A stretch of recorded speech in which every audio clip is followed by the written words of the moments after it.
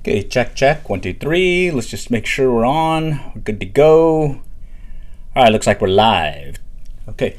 Hi, I'm Glenn at COAF Field Team on YouTube. And this round, I know we've been out and about doing a little fishing in here and there, but I wanted to just do a real quick recap with the fly fishing tips that yours truly's been putting together here recently. So let me switch us over to the other camera, and okay, yeah, let me put us over to the other camera, and I'm going to start. I'm going to keep the video or the audio off so I can talk about what we're showing you here, and it's basically some fly fishing tips that I put together 1 through 20 and in a YouTube Shorts format, just to kind of maybe some suggestions and whatnot that I've picked up over the years that seem to help at least yours truly catch a fish or two. So let me go ahead and start this. Okay, so this first one, oh, wait a minute. Let's go to the first one. Well, we'll start with tip 2. So tip 2 is talking about learning the basic fly casts, such as a roll cast or the overhead cast. And what that is you don't have to just keep these different casts and whatnot, but just kind of stick to those basic casts. Get some help from someone. There's some local clubs, as well as you got Orvis, Cabela's. So that's one of the things that I picked up over the years, that, hey, focus on that cast. Next one is ask local fishermen which flies to use. So don't go in blind. It's okay to look online. It's okay to go maybe read up on books. Also, just use that dip net. Dip it in the water. Take a look at what those flies look like and kind of match the hatch. Usually the size and color is most important, and that seems to have helped over the years. And in this case, I'm over here at the Blue River fishing, over there in Oklahoma, fishing one of the runs. And I'm kind of working a pocket where there's some trout that are kind of lingering just a few feet, maybe a rod length away from me. And in shorter, I'll end up catching one.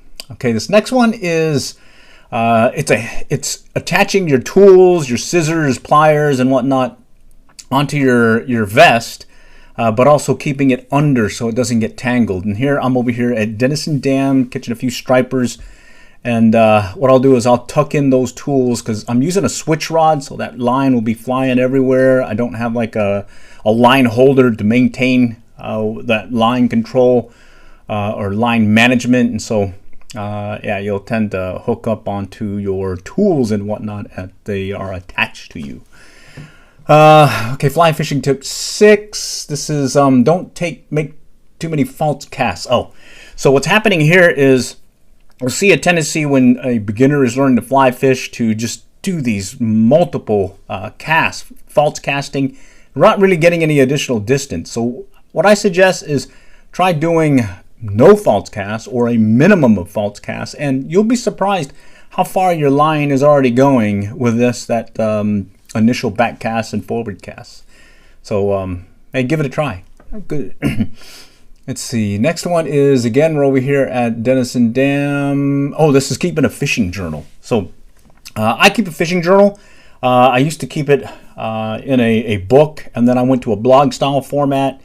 And then, well, guess what? These YouTube Shorts and these YouTube videos are my fishing journal. So over the years, I'll go back and see what I did in the past for a given month, and I can see, oh, this is what was happening that particular day.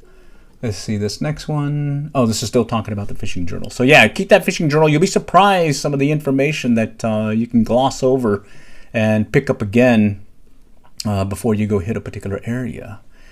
Let's see, another one. Again, work in Denison Dam. Be ready to change your fly pattern if the trout, well, it doesn't have to be trout. It could be also just any fish in general, are not biting. But before you do so, change the depth. So what I find is sometimes just that fly is still good to go, or that lure is still good to go.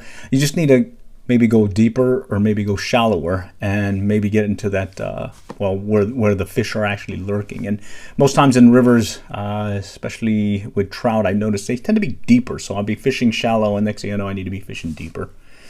So that was tip 7. Tip 8.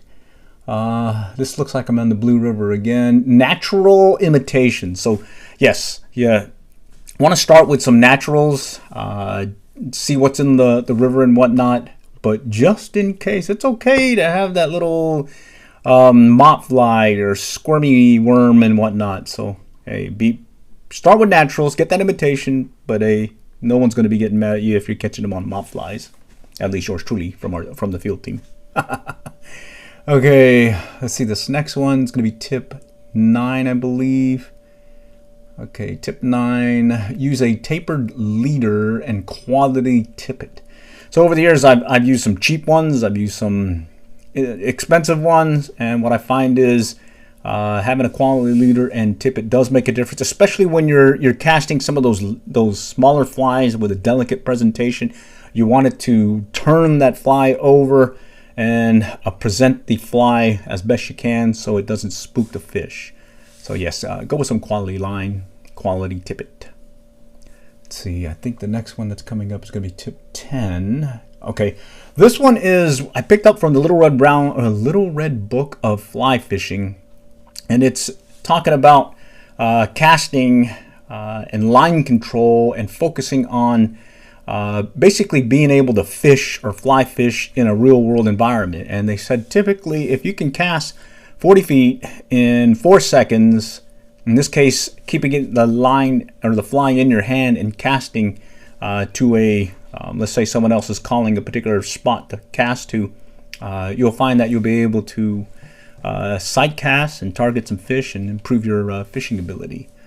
This next one I was just playing around, just trying to show that really you should have quality fly line. That quality fly line will make a difference. In particular, I'll focus more on buying some quality line before I go into the rod, and then I go to the reel. And this example, I'm casting it with just the fly line. No rod, no reel, and just having some fun playing out over there at the waterfall over there at Bethany Lakes. All right, let's see. Yeah, that's tip 11. And I'm casting about maybe 20 plus feet, 30 feet. All right, the nail knot tying tool. This is one that I use when I'm setting up a leader with a loop-to-loop connection. And here I'm showing you how I do a line strike indicator. But normally what I'll do when I'm setting up a fly line or a new rod is I'll attach a about 30-pound mono, put a perfection loop on the end, and use that nail knot to attach it to the fly line itself. You can go look online. There's different videos that you can check out to show how to tie that nail knot. All right, this next one goes back to practice casting before you go out, particularly that lifetime trip or maybe that trip that you've been wanting to go to in a while. So definitely do so. And it's just a variation of the Little Red Book of Fly Fishing, 40 feet in 4 seconds. In this case, I already have the line out, and I'm just picking it up and casting it to different locations, being called by yours truly. We just came up with some random numbers and put them on a recorder, and as soon as I heard the number, I would go and cast to one of 10 flags that I laid out in front of me. And it's a good practice. It's very good. You do focus more on line control. You do focus more on accuracy of your cast and less on the distance. All right. Let's see, we're coming up on fly fishing tip 14. Here I'm on the Beaver's Bend over there at Lower Mountain Fork in Oklahoma, and what I'm suggesting here is when you're first starting out, go to a place where there's fish, some real good fish habitat, where there's a good opportunity that you'll know the fish are there. You just need to be able to work the presentation and get them there. So you'll find it'll be less frustrating in learning how to fly fish when there are fish and you are catching them. All right, next one's going to be fly fishing tip 15. And I'm trying to remember where that's going to be. This is up in Oklahoma at Beaver's Bend. The next one is, this is the Blue River.